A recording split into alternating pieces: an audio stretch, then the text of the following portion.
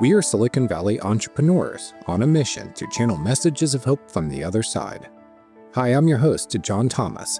Thank you for joining us for this, the 6th episode of the Channeled Messages of Hope podcast.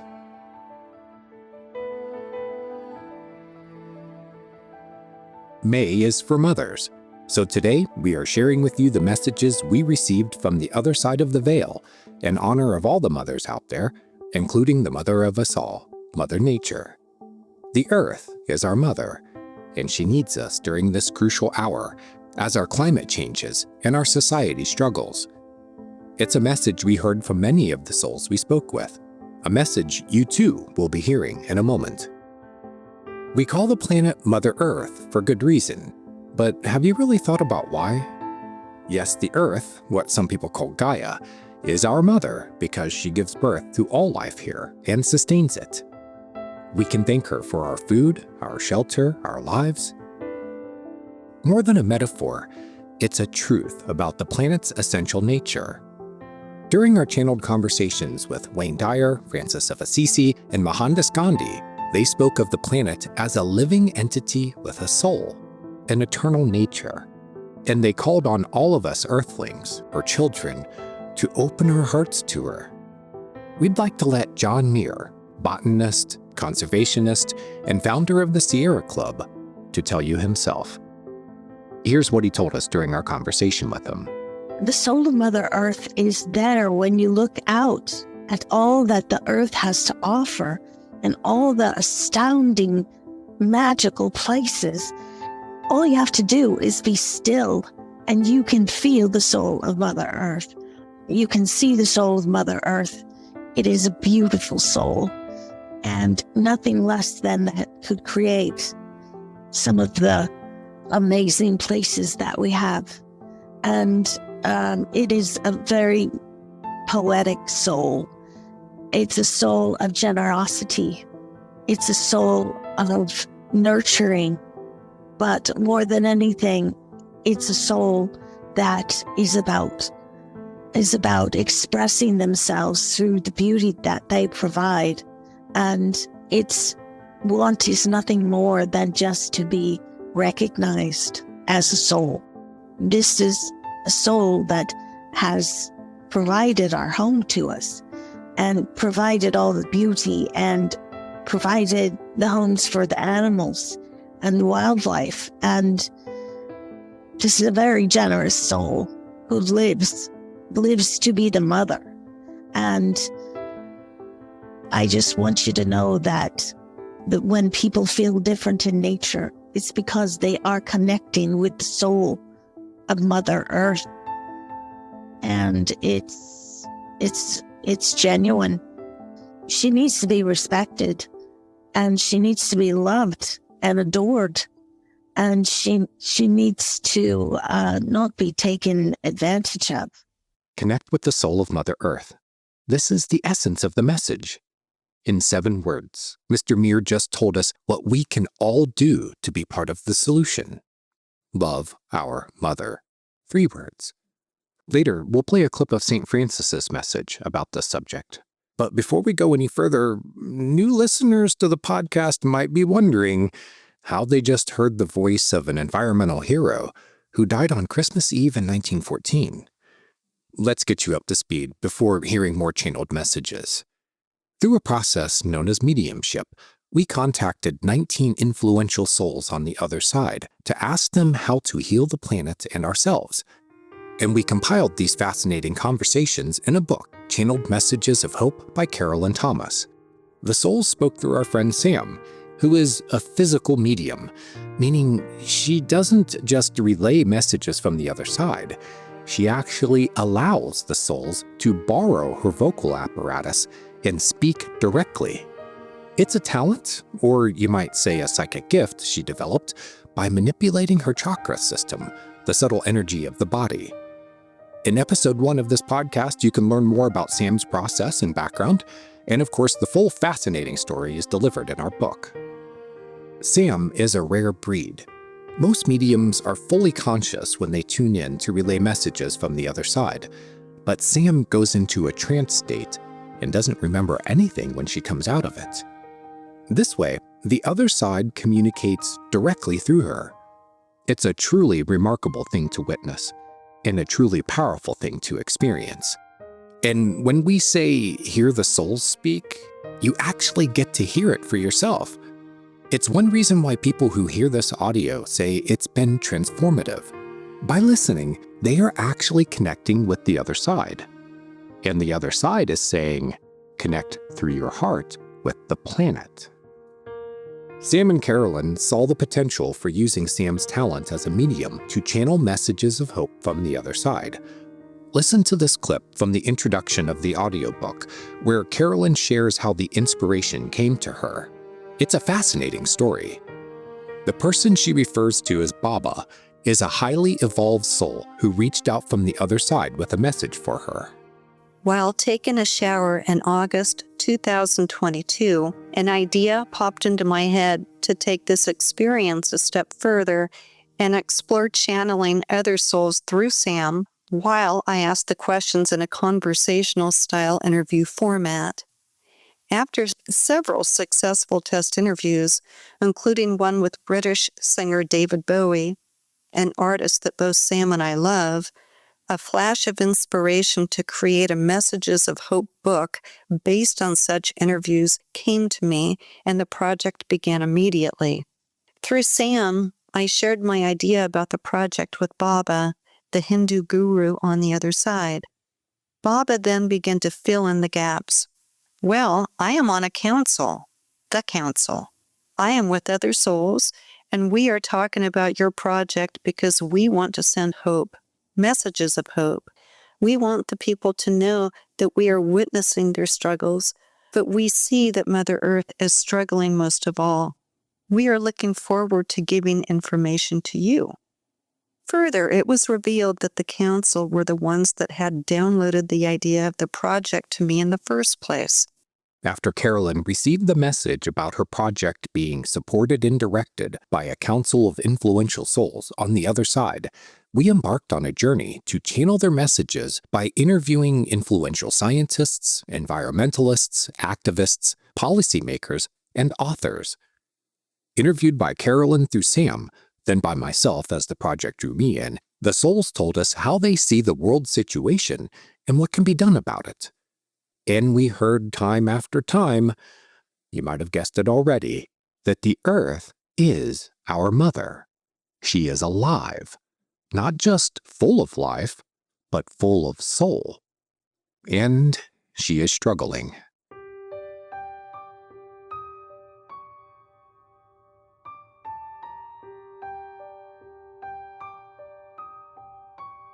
What we see as the effects of polluting the planet and damaging its ecosystems originate with how we think about our relationship with the planet.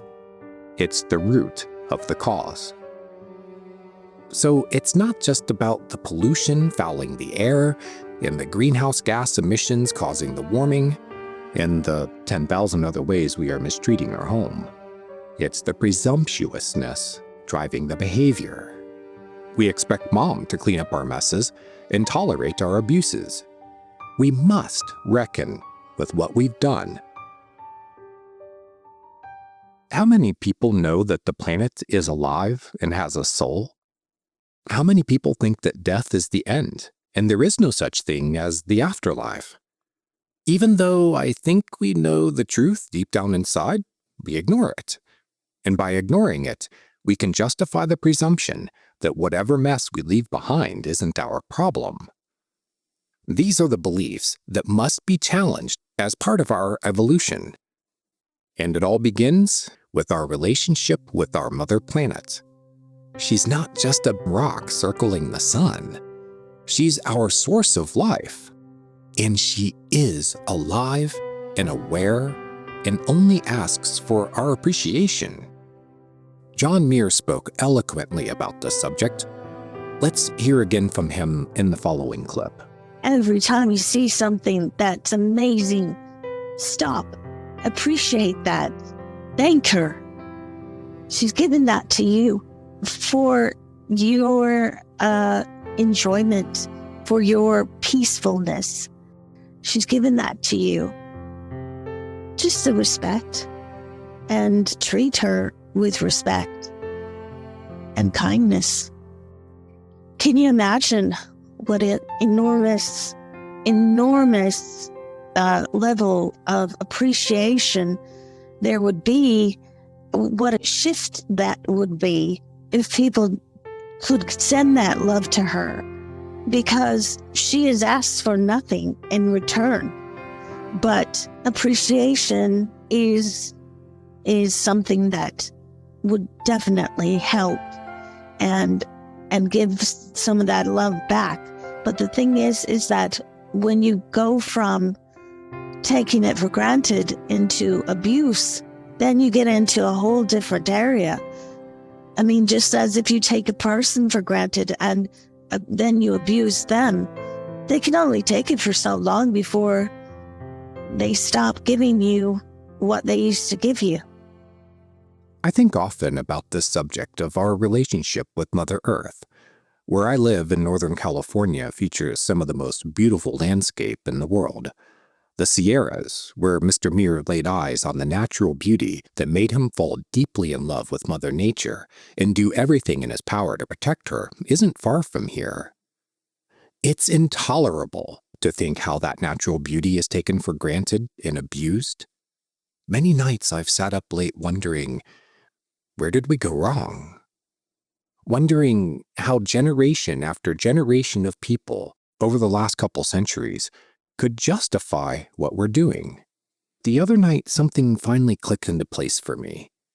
It takes a bit of explaining, and it begins with Newtonian physics. Please stay with me. This is not a technical discussion. It's an attempt to understand how we humans built this system that advances and enriches through exploitation, despite the obvious evidence that any decent scientist or engineer or everyday person should know is wrong in so many ways. We did it by fooling ourselves about our science. Here's the gist. Newtonian physics taught us how to understand the world through the mechanics of how it works.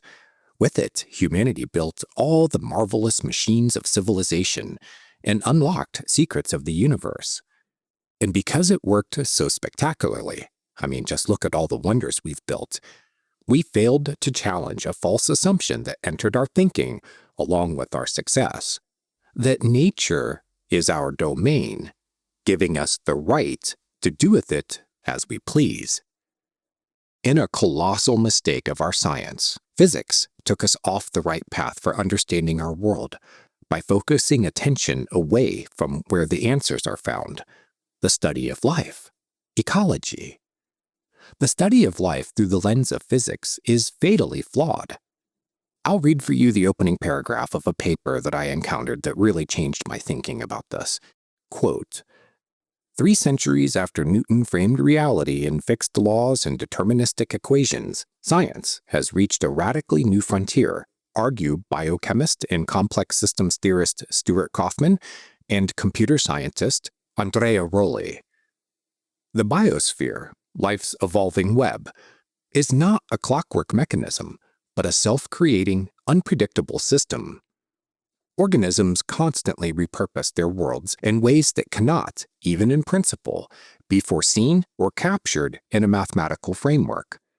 Science must now confront a bold idea. Reality is not fully governed by any law, and biology, not physics, holds the key to its deeper mysteries. Unquote. Kauffman's self-organization theory is said to pull the rug out from under 200 years of established science that wrongly separates the object of study from its environment and those systems, which is what physics does. Duality as a philosophy of science and means of justifying our misunderstanding and mistreatment of everything is now dead. The Kauffman Revolution, as they're calling it at the Evolution 2.0 YouTube channel, is a compelling argument for the wholehearted embrace of life and Mother Earth that even an engineer like myself can get behind.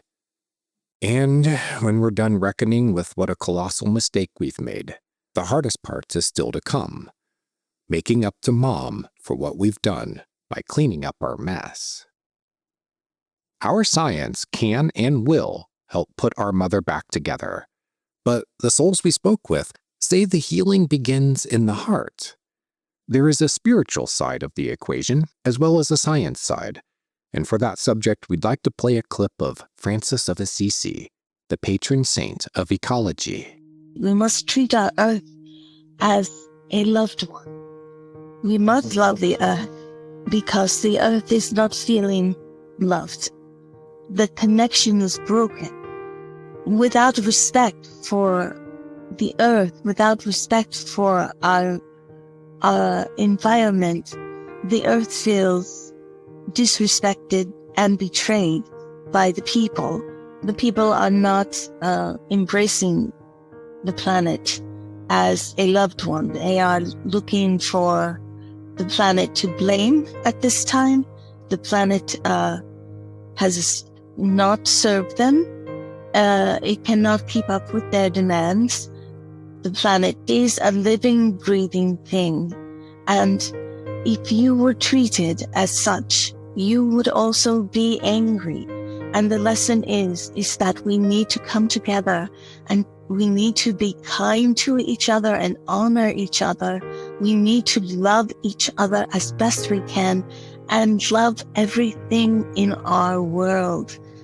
And that comes from kindness. And that kindness needs to be shared with our planet. That kindness needs to be shared with our earth. That kindness needs to be shared with the animals.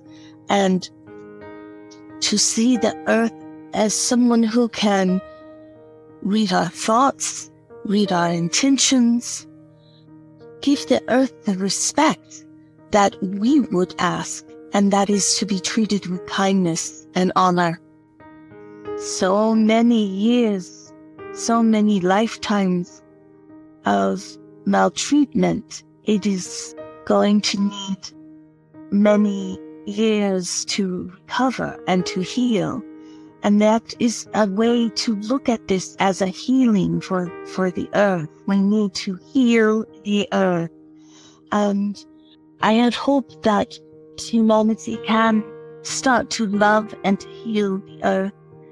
I feel that once that is in place, genuine and coming from the heart, things will begin to turn around and the earth will begin to heal. Beautiful, isn't it? Francis's appeal to humanity struck us deeply, and to actually speak with him through Sam is beyond words to describe. I can't wait to introduce you to our conversation with him in a future episode, but you can hear it now in Chapter 9 of Channeled Messages of Hope by Carolyn Thomas. Please support the podcast by picking up the book at Amazon and Apple. We recommend the audiobook. We were also struck by a topic Rachel Carson brought up in our conversation with her that points to another flaw in our scientific thinking, that we can control the planet. Her book, Silent Spring, exposed the lies of the chemical industry about pesticides and led to the banning of DDT. As a mother to an adopted son and a caretaker for her elderly mother, Rachel embodies the ideals of nurturance combined with fierce protectiveness. She is a remarkable soul, and her interview is something you have to hear. I'll play a clip. Here's Rachel speaking through Sam. Man has continued to try and control nature, control the earth, and instead of cohabitating with the earth and nature. And this is where we are today, struggling with this fallout, this after effect. And we thought we could do better than Mother Nature, than creation. And we have realized that we're an absolute failure at that in many ways. In many ways, we've made great advances, but there are also other ways that we are living in a way that is destroying nature, and we need to stop trying to control it. Control of nature is enabled by our mastery of physics. But if that science is also what's driving our hubris and our destruction, then I think we're starting to see the problem. If we study life, on the other hand, and revere it the same way we revere our science, we'll start making progress. Thank you for tuning in and making these messages part of your life. And thank you for helping us spread the word. The other side told us it's how we will get these messages out, so we need you. When you join in that endeavor, you are also furthering the mission of the other side. Leaving a review at your favorite podcast platform is a huge help too. Please share, like, subscribe, all that stuff. It really helps. And we'll be back soon with another episode. In the meantime, keep hope alive. It's essential. We are being helped from the other side. I'm John Thomas.